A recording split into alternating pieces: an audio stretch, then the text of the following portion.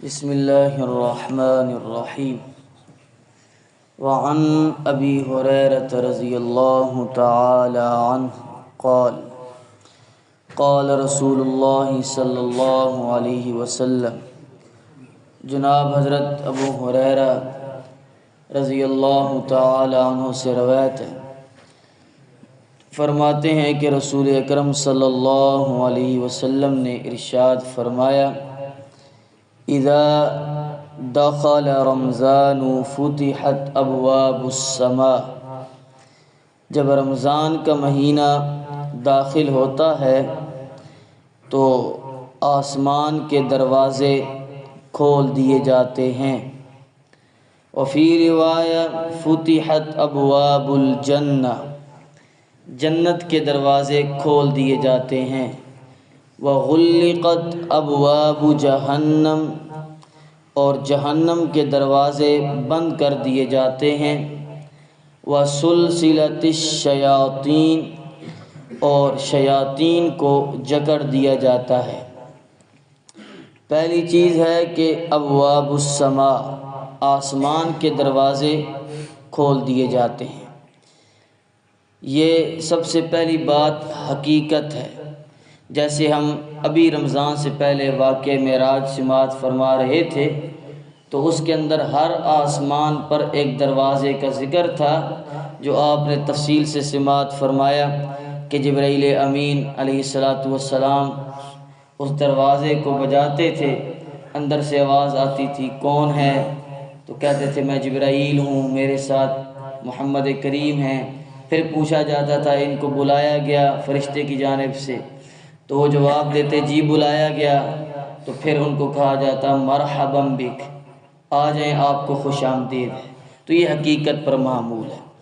دوسرا یہ ہے کہ نیک اعمال آسمان کی طرف چڑھتے ہیں تو اللہ تعالیٰ کی جانب سے یہ اعلان کیا جاتا ہے کہ اب یہ دروازے کھلے رہیں تاکہ نیک اعمال چڑھتے رہیں آسمانوں کی طرف، کیونکہ نیکیوں کا سلسلہ جاری ہو گیا۔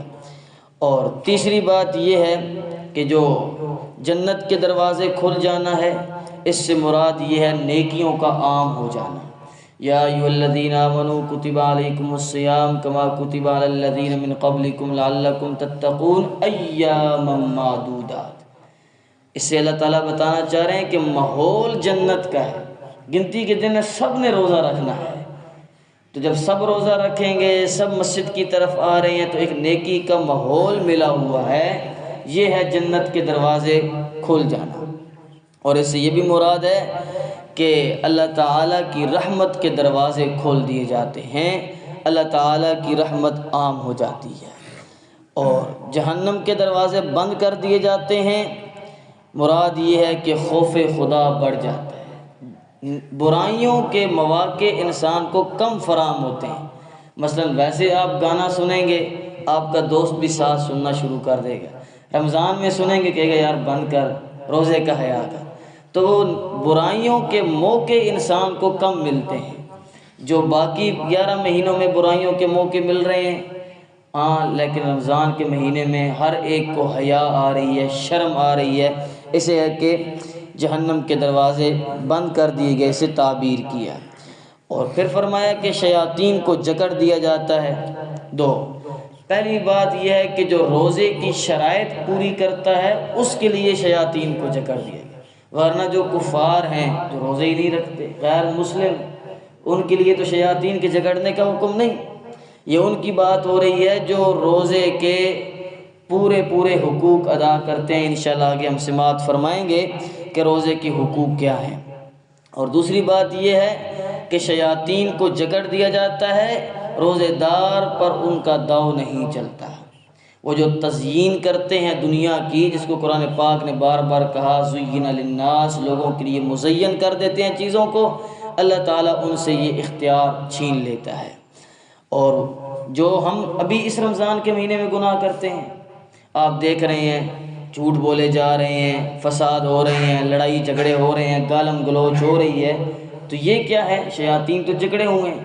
تو ہر گناہ ہم شیاطین کی وجہ سے نہیں کرتے، جو ان کی 11 مہینے اس نفس پر محنت ہے، اس مہینے میں اس محنت کا ثمر نکلتا ہے، پتہ چلتا ہے کہ آپ نے 11 مہینے شیطان سے کتنا مقابلہ کیا ہے اور شیطان کی کتنی باتوں کو۔ یہ ہر انسان اپنا خود موازنہ کرے کہ میں کہتا ہوں کہ شیطان نے مجھے گمراہ کر دیا، شیطان مجھے مسجد نہیں آنے دیتا، یا شیطان مجھے نیک اعمال نہیں کرنے دیتا، تو وہ اس مہینے میں دیکھے گا کہ کتنا شیاطین مجھے جکڑ رہے تھے اور کتنا میں اپنے نفس کے پیچھے چل رہا تھا۔ جب نفس لوامہ سے نفس امارہ بن جاتا ہے تو پھر کیا ہوتا ہے، وہ نفس اسے ملامت ہی نہیں کرتا، کہتا ہے ٹھیک ہے، جب چل رہا ہے تو چلنے دو۔ اور جب انسان کا نفس لوامہ ہوتا ہے تو اسے ملامت کرتا ہے کہ یہ برائی ہے، یہ نہ کر۔ ایک دفعہ وہ برائی سے منع کرنا بھی چھوڑ دیتا ہے، وہ برائی کھٹکنا بھی انسان کے دل میں بند ہو جاتی ہے، اسے برائی لگتی ہی نہیں۔ تو یہ وہ مہینہ ہے جس کے اندر آپ نے دیکھنا ہے کہ ہمارے اوپر شیاطین نے کتنی محنت کی اور ہم نے ان کے شکنجے سے کس طرح نکلنا ہے۔ اللہ تعالیٰ ہمیں کرنے کی توفیق عطا فرمائے۔